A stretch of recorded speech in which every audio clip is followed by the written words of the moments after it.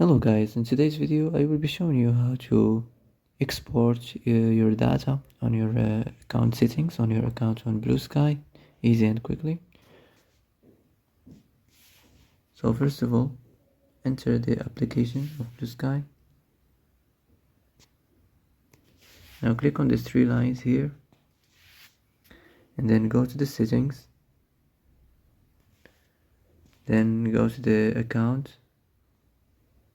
Here you will find export my data, click on it. Now you will download car file, and that's it. That's how to export your data on Bluesky easy and quickly.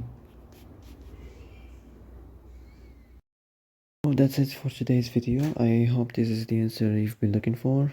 If you like this video, don't forget to like and subscribe. And that's it. See you in the next video.